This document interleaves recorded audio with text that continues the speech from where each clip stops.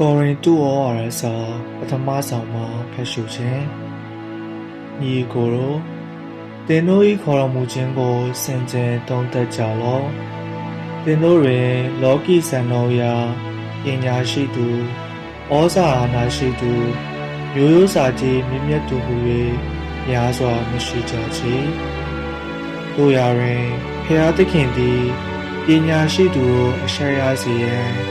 လောကတွင်ဉာဏ်ပညာမဲ့သူတို့ကိုရွေးချယ်ခဲ့ပြီးခွန်အားကြီးသူတို့အရှက်ရစေရန်အားနည်းသောသူတို့ကိုရွေးချယ်တော်မူခဲ့၏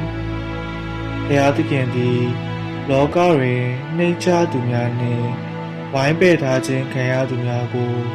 ရွေးချယ်တော်မူသည့်အပြင်အရေးပါသည့်အရာများကိုအချင်းဤဖြစ်စေရန်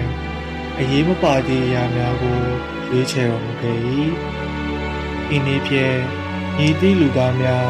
ဖျားသခင်မျက်မှောက်တော်တွင်ကြွားဝခြင်းမပြုနိုင်စေရန်ဖြစ်၏ကိုတော်သည်ယေရှုခရစ်တော်အဖင်အသက်ရှင်သောသင်တို့တတ်တာ၏မူလစင်မြင့်ဖြစ်၏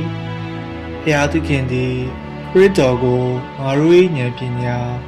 ငါတို့၏ဖြောင့်မတ်မှန်ကန်ခြင်းတန်ရှင်းစင်ကြယ်ခြင်းနှင့်ကယ်တင်ခြင်းဖြစ်စေတော်မူခဲ့လေသည်ထို့ကြောင့်ကျမ်းစာတော်မြတ်၌ရေးထားသည့်အတိုင်းကြွားဝလိုသောသူသည်ထာဝရဘုရားသခင်၌သာလျှင်ကြွားဝပါစေဘုရားသခင်နှုတ်ကပတ်တော်ပေသည်